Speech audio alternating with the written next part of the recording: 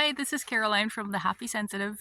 In this video, I wanted to talk about what to do if you have a really severe burnout. I had a really severe burnout many years ago. And when I say burnout, I mean I couldn't work. I could barely function. I know sometimes people use the word burnout as in I'm feeling really burned out and I'm just tired and I'm unhappy and I don't like things. But when I say burnout, I mean you just completely crash and you can't work. You can't do anything. And it's really scary. And so I saw this question pop up on another video I ran into where someone was saying it's really hard to find information about what to do in those first stages because you're so incredibly limited. So I wanted to talk a little bit about that.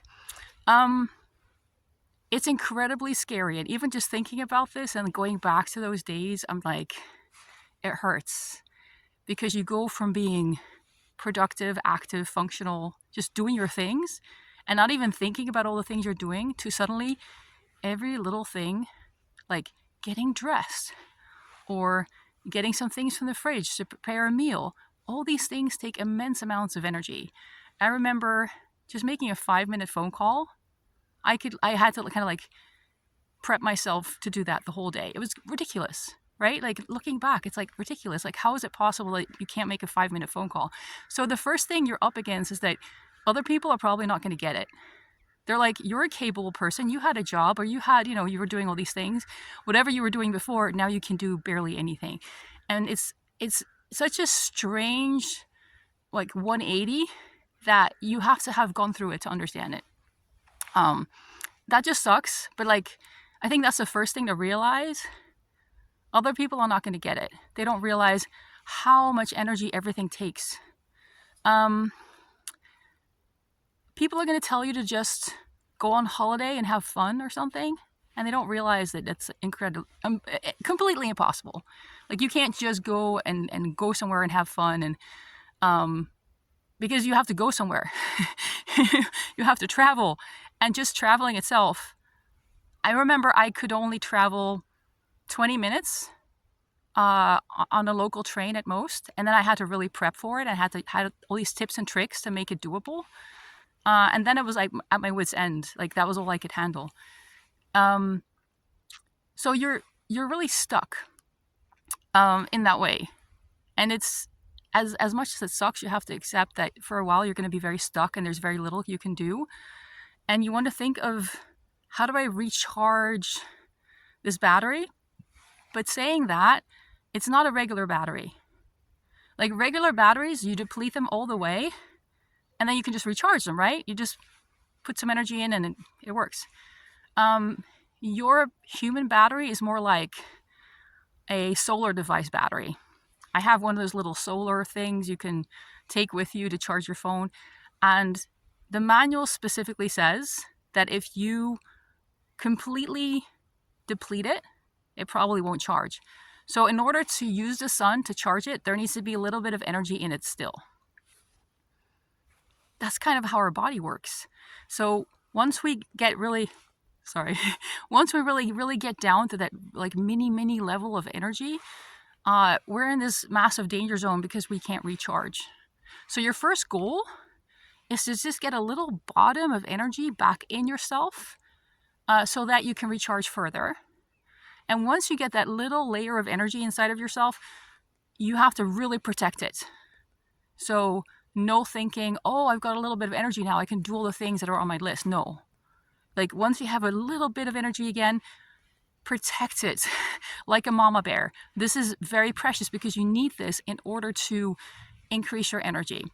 This is where a lot of people get stuck. They get stuck in these loops where they build a little bit of energy, and because they had to wait so long to get to that point, they feel like, oh, finally I can do some fun things or important things or whatever I wanted to do, and then they deplete themselves again. You can't do that. You have to really just mama bear that energy.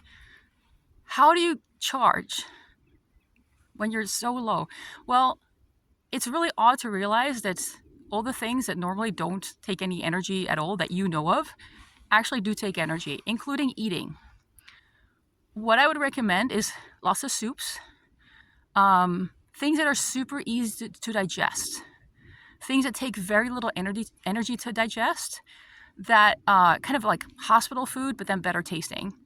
The kind of stuff that you would give to someone who's really, really sick, who can bear, like their digestion is barely functioning. If you could just put a little tube in your arm with food, like I would recommend that, but that's not possible for most people. Okay. So soups, things that are easy to digest, things that you like. And with soups, it's the great thing is you can make a big batch of soup, and then you can just heat it up when you want to eat something, right? Because suddenly meals become a problem because you're tired and you're hungry, but it takes energy to digest your food, and it also takes energy to make your food, right? So you have to really just think about this, like, how do I set this up? And if you have someone who can cook for you, who can help you, that's great. Me at the time, I had to do it on my own. So I somehow had to like feed myself, even though I was too tired to feed myself. And I had to, of course, create healthy meals for myself because eating junk food makes it worse. So yeah, soups and other things that are easy to digest. Another tip for eating is, and this has to do with your serotonin balance, there's this book called The Serotonin Power Diet that I found really helpful because it's about eating to boost your serotonin levels. And they basically say have your dessert first. And dessert meaning some kind of carbohydrates. Fruit sugars don't work for this purpose, apparently, but some kind of carbohydrate and very little fat. No fat or very little fat. And what it does is gives you a little serotonin boost. And so that will give you that little bit of energy also to go and then make your meal or digest your meal. And so that really, that's something I did and it really helped. That's food. Second thing that's really hard often is sleep. When you're burned out, maybe some people are lucky and they sleep really well. If so, they're probably going to recover really quickly. But the problem is typically you're so stressed out, you're on such high alert, you're so freaked out somehow, your body is like, oh my God, we can't go to sleep because like everything's scary and overwhelming and like there might be a bear. So we're by the campfire, we can't close our eyes because a bear might get us. That's kind of the state of your mind. And so you're not going to be able to sleep. For me, it was a year and a half of barely sleeping, meaning light dozing from time to time. You know, you get little cat naps here and there, but not much. That makes it harder because then you get exhausted and you get more scared and tense and just unhappy and like nothing functions well because you're not sleeping, right?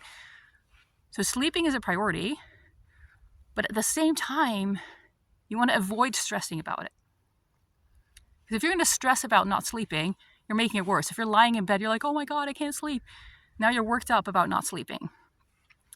So what I found really helpful was brain entrainment music.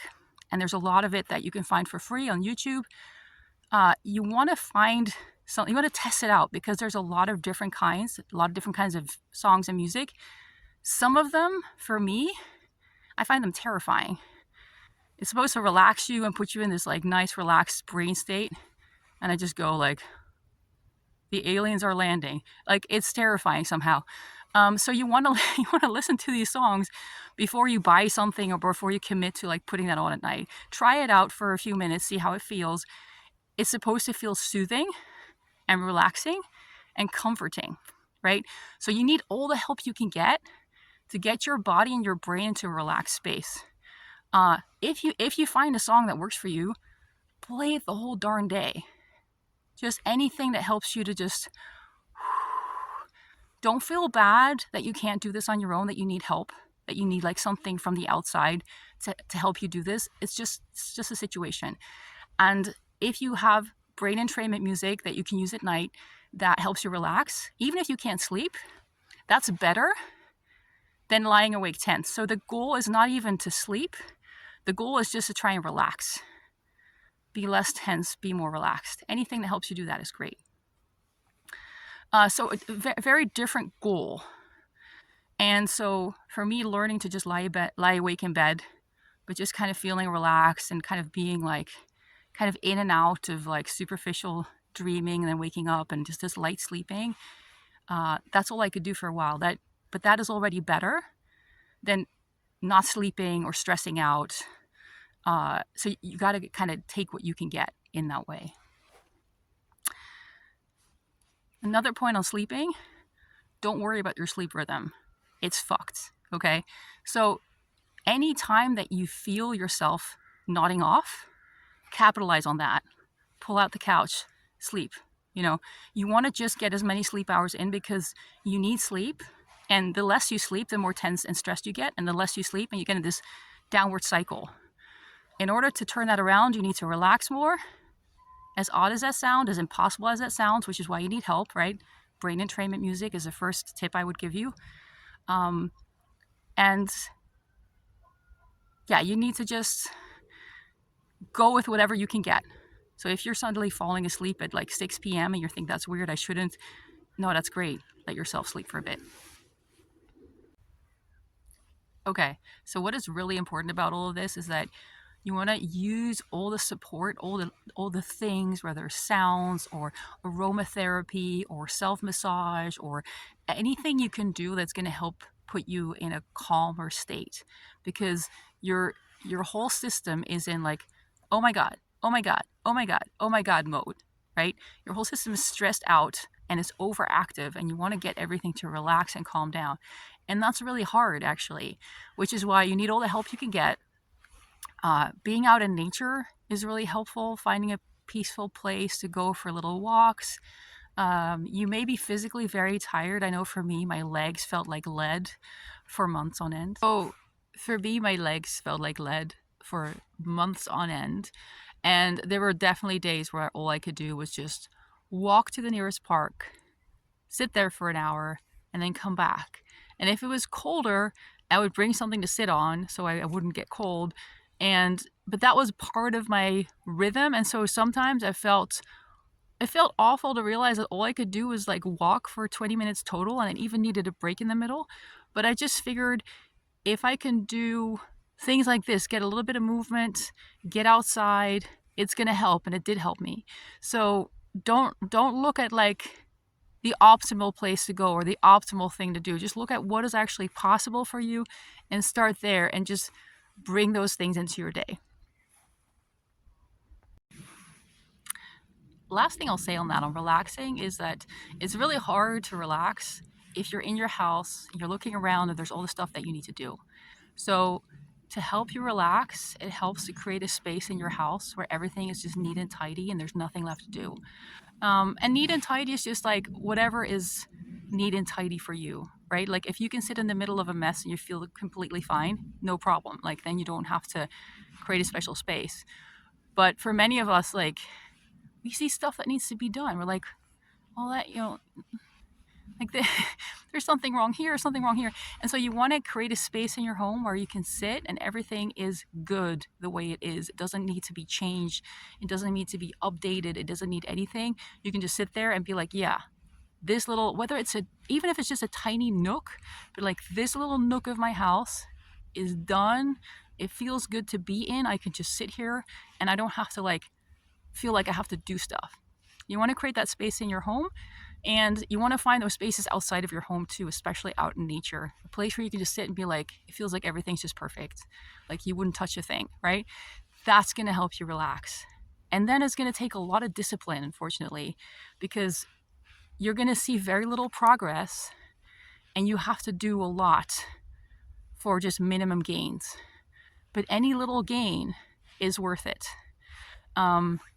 Preventing fallback is worth it. Stabilizing yourself is worth it. So even if you're like, well, I'm not getting any better, but you're not getting any worse, that's also a win, because there are a lot of people who will kind of get better and then just overdo it and get worse.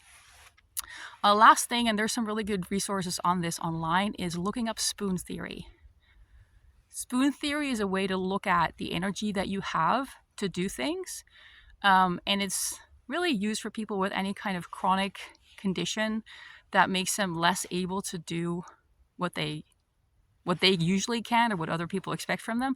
Spoon theory is a way to look at that, to think about, okay, I want to do this thing, and it's going to take so many spoons. You've got like 20 spoons a day, 20 units of energy, and like doing this thing is going to take 1 spoon. Doing this thing is going to take 2 spoons. And kind of being able to predict and get realistic about this is how much I can do, and then I run out of spoons. It's a really helpful mindset, it's a really helpful thing to kind of take on board. And as you slowly get better, you'll have more spoons, more units of energy to work with. But especially in those early stages of burnout, you have very little units. You have to be very mindful and just notice, how much energy does this take? Really notice, like, this is making me more tired and exhausted and stressed, or I can do this, but I can only do so much of this or do this so long. General rule of thumb is only do one chore or one task a day, whether it's a 5-minute phone call or cleaning something. Only one thing a day. That's very little, right? So you're going to have to really radically rethink what actually needs doing. You're going to have a long list of things that are not getting done. That I had a long list of things that I was like, yep, this goes on the to-do list. The to-do list is going to take, some things on my to-do list took a year to get done. I was not proud of it, but it was just the situation. I remember I had a kind of like a massage treatment, and for whatever reason, I don't know, usually I'm really good at paying things right then and there, but for whatever reason, I didn't have I think it needed to be paid cash. I didn't have the cash on me, something like that. I couldn't pay by card. And so the person doing the treatment was like, oh, that's fine, you can pay me later. It took me a year to pay them. Not because I forgot, not because I didn't want to do it, but because it was on my long list of things that I needed to do. And it was just like another thing on there, and things were getting added to that list every day. And I could only do one thing per day for a while to check things off the list. And so the more you can accept that's just how it is for now. This is temporary, right? But this is how it is for now. The better you're going to recover. And to really see this time as a time to learn about what stresses you and how things affect you. Because the things that are hard now, that take energy now, always take energy. It's just that normally you have a lot more energy, so you don't notice. It's like if you think of it as a bank account, right? Like everything costs money, and you might get a coffee somewhere, or you might buy some sandwiches, whatever. Like it always costs that amount of money. But if you make $5,000 a month, those little expenses don't really matter. But if suddenly you go down from $5,000 to $50 a month, those $2 here, $2 there are like huge. And so this is what's happening with your energy. You've gone from like 5,000 to 50, and you have to rebudget. What can I actually do? I hope this is helpful. Hang in there. Don't listen to people who don't get it. That's going to be most people. And really notice what works for you and create those into a kind of routine. Gather things that work for you and like add those on. There's not going to be one single thing that's going to like fix this. It's going to be lots and lots of little things all together that are going to improve your situation. And so when something is helping, even if it's just a little bit, you want to put that in your routine. You want to put that into things that you do for yourself. And just, you won't be able to find all the things that help all at once. That's way too overwhelming. But as long as you can find little things, like starting with the brain entrainment music, maybe there might be supplements that help you, but careful with supplements, because I know I spent quite a lot of time and money on supplements that were completely useless for me. And it's something that a lot of people will recommend, especially in alternative medicine. But when your whole system is off, the way I look at it now, your whole system is overwhelmed and stressed out, you're not going to be digesting things well either.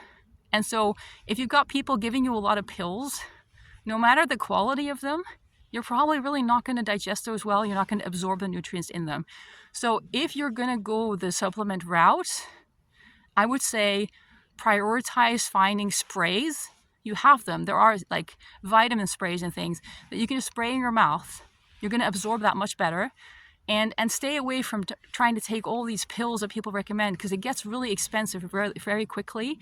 And chances are it's not really going to do much. Like if you want to give it a go, give it a go. I'm not saying don't do it. I'm just saying don't focus all your hopes on it, because there's a whole kind of alternative industry around all these supplements and just take extra this and extra that. And then there's this one person online who took extra magnesium and it cured his CFS or whatever.